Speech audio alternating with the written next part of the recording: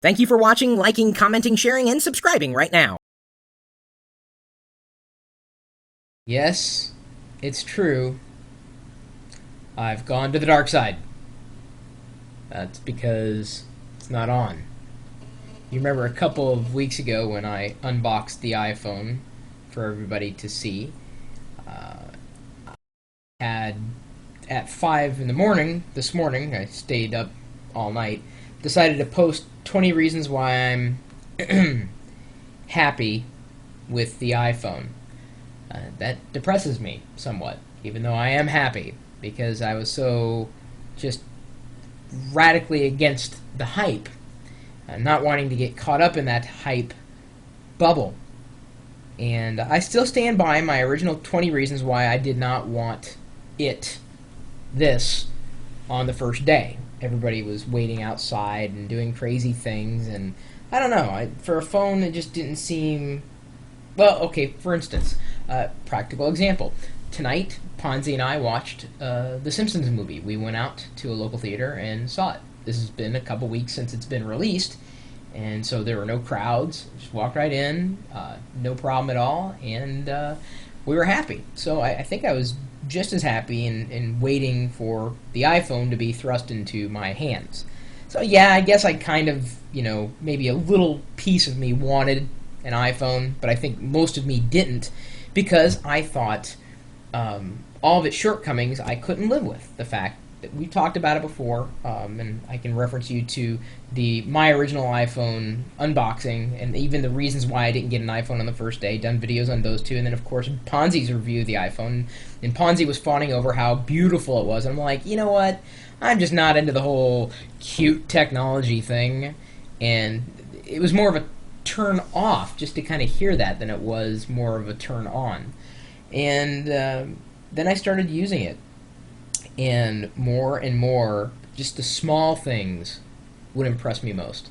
The fact that I've owned 3 Bluetooth devices, all Windows mobile devices, and the iPhone was the first one that would send its battery strength and signal strength directly to my car's dashboard when it was connected by Bluetooth. I was blown away. I was like, whoa, it's like my car got an upgrade because I got an upgrade.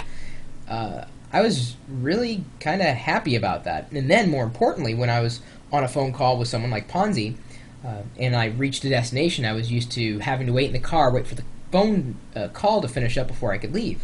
And there's an option, a nice option, on the iPhone that when you're connected by Bluetooth to a hands-free device, you can switch the source with relative ease. So I could go between, using the hands-free device or set it to speakerphone or just the regular iPhone mouth speak hold thing at the bottom that takes the audio from my mouth and lets it go to the other side. So I can switch between those audio input sources and output sources. And I was just thrilled at how easy that was. I couldn't believe it. I was jumping up and down. Well, I was sitting down, but I was bouncing. I was like, oh, babe, you can't believe it. I can do this. And she's like, what's the big deal? I said, that's a huge deal in terms of usability. And then when someone called in on the other line, putting one person on hold and switching to the other call was visually the most just like perfect way that you would ever expect to manage a situation like that. Everything else is like antiquated, and I found that digging through and just using the iPhone, every bit of the experience, for the most part, has been, pretty positive. Email has never looked better for me on a mobile device like this, a phone. And for those who would balk at the price, I've got to go back into my own history books and explain to you that number one, I switched from AT&T back then, before it was singular. It's AT&T again now, but I switched from AT&T to Verizon to get the i700, which was a pocket PC device. I no longer have that because I damaged the screen. I didn't really like the pocket PC over time because the touchscreen interface was just clunky to me. It just wasn't very elegant. And the iPhone has really, I guess, despite the fact that I'm not, blown away by the usability of its keyboard at this point, it is still a very usable touchscreen device. And that you may say the iPhone. Did you say the iPhone bill is really big? it isn't in comparison. We're actually I'm paying less for this than I was my Blackjack device from AT&T. So this, I think, were like $40 or something a month. It's just insanely cheaper than it was before, and I'm getting much more enjoyment out of this. I've never enjoyed a mobile device more than I have the iPhone.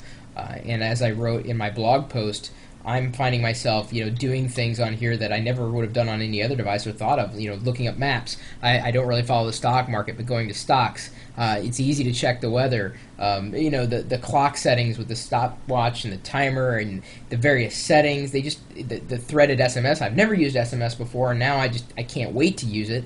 That's an experience. And this sets the bar so incredibly high. And I in my blog post I admitted, I hate to eat crow. I hate to say that I wasn't wrong about my original assertions. I still stand by them. Having an EVDO, or sorry, I did it again. I said that it was a typo in my article. Having an edge connection is certainly not as good as having an EVDO or 3G connection, a very fast mobile connection.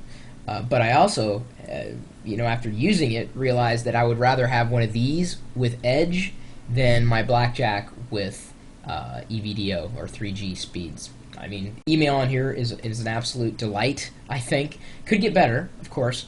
I viewed a Word document attachment from an email, and I didn't think it had a Word viewer on here, but lo and behold, it did.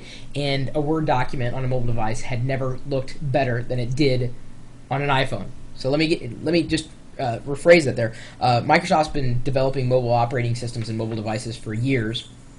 Well, I guess they haven't really done many mobile devices, but they've certainly done the operating system for mobile devices. And I've never seen a Word document look better than it did on a first-generation iPhone. Now, some people said, well, iPhone's already issued a software revision, 1.0.1, at the time of this recording. And that is true. And I can tell you, it was never easier to flash the firmware for a device. I literally plugged it in. It said, hey, there's a new update. You want to do it? I said, sure. And that was it. No muss, no fuss, no pain, and all gain. Security fixes, small feature improvements. That, it blew me away because most people will never flash their phone firmware, even though they likely could with bug fixes and maybe some enhancements.